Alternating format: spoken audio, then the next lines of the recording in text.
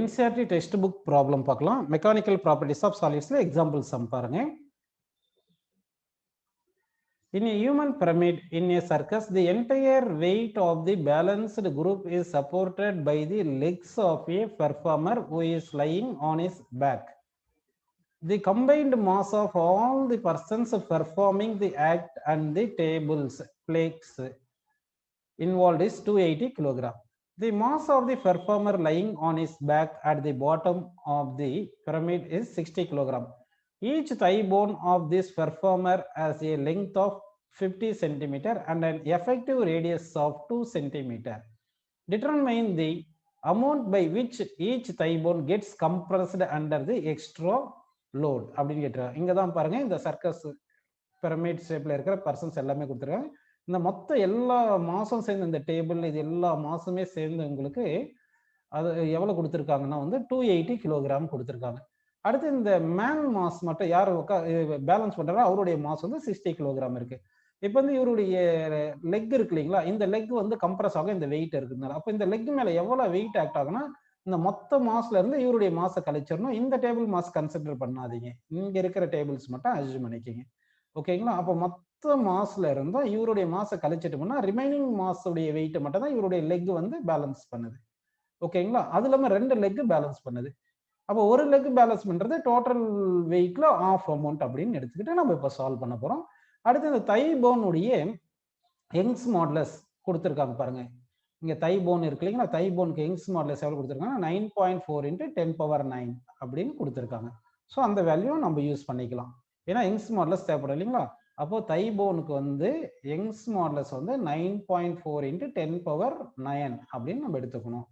Okay, இதை இப்போ நம்ம சால்வ் பண்ண போறோம். ஸோ இப்போ வந்து மொத்த வெயிட் எவ்வளவு ஆக்ட் ஆகுது பார்த்தீங்கன்னா, மொத்த வெயிட் வந்து இவருடைய இந்த லெக்ல ஆக்ட் ஆகிற ஃபோர்ஸஸ், ஒரு லெக்ல ஆக்ட் ஆகிற ஃபோர்ஸ் எவ்வளவு பார்த்தீங்கன்னா மொத்த வெயிட் 280. அதுல அந்த பர்சன் சப்போர்ட் பண்றாரு அவருடைய மாச கழிச்சிடணும், 60 கழிச்சிடலாம். இன்ட்டு 9.8ன்னு போட்டுட்டு டிவைட் பை 2ன்னு போட்டுக்கலாம்.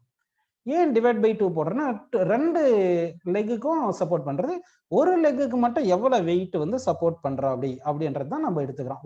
ஒரு லெக்குக்கு ஃபார் ஒன் லெக்னு எடுத்துப்போம். ஓகேங்களா?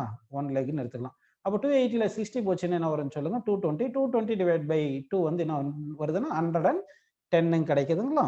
சரி, இப்போ இந்த 110 9.8 நம்ம மல்டிப்ளை பண்ணோம்னா நமக்கு எவ்வளவு கிடைக்கும் பார்த்தீங்கன்னா 1078 நியூட்டன் அப்படின்னு கிடைக்குது. இவ்வளவு ஃபோர்ஸ் வந்து ஆக்ட் ஆகுது. இப்போ இந்த கான்செப்ட் இந்த யங்ஸ் மாடுலஸ் போன் வந்து 9.4 × 10⁻9 நியூட்டன் பர் மீட்டர் ஸ்கொயர். இது 2 வேல்யூ நம்ம யூஸ் பண்ணி ப்ராப்ளம் சால்வ் பண்ணலாம். ஓகேங்களா? நமக்கு யங்ஸ் மாடுலஸ்க்கு என்ன ஃபார்முலா பார்த்தீங்கன்னா FL by ஏரியா இன்ட்டு எலாங்கினேஷன். இப்போ நமக்கு எலாங்கினேஷன் தான் வேணும். டெல்டா எல் இஸ் ஈக்குவல் என்ன வரும் பார்த்தீங்கன்னா F × L டிவைட் பை ஏரியான்றது πr² இன்ட்டு ஒய் போடணும். இப்போ எஃப் வந்து 1078 ஃபோர்ஸ் வந்து தெரிஞ்சிருச்சு. அடுத்த லெங்த் வந்து 50 சென்டிமீட்டர் கொடுத்துருந்தாங்க. அப்போ 50 சென்டிமீட்டர்னா 0.5 metre divide by by into r வந்து எவ்வளவு கொடுத்துருக்காங்கன்னா 2 சென்டிமீட்டர். ஸோ 2 × 10⁻−2 மீட்டர் அப்படின்னு போட்டுக்கலாம். இன்ட்டு யங்ஸ் மாடுலஸ் வந்து 9.4 × 10⁻9 கொடுத்துருந்தாங்க. எல்லாமே ஒரு முறை செக் பண்ணிக்கலாம் பாருங்க. ரேடியஸ் வந்து 2 சென்டிமீட்டர் கொடுத்துருக்காங்க. ஓகேங்களா? ரேடியஸ். அடுத்து லெங்த் 50 சென்டிமீட்டர், அதை 0.5 மீட்டர்னு எடுத்துக்கிட்டோம். ஓகேங்களா? அடுத்து இந்த young's modulus of the bone எடுத்தோம். அப்போ ஃபோர்ஸ் இது எல்லாமே கிடைச்சது. ஸோ இந்த வேல்யூஸ் எல்லாம் சப்ஸ்டிட் பண்ணியாச்சு.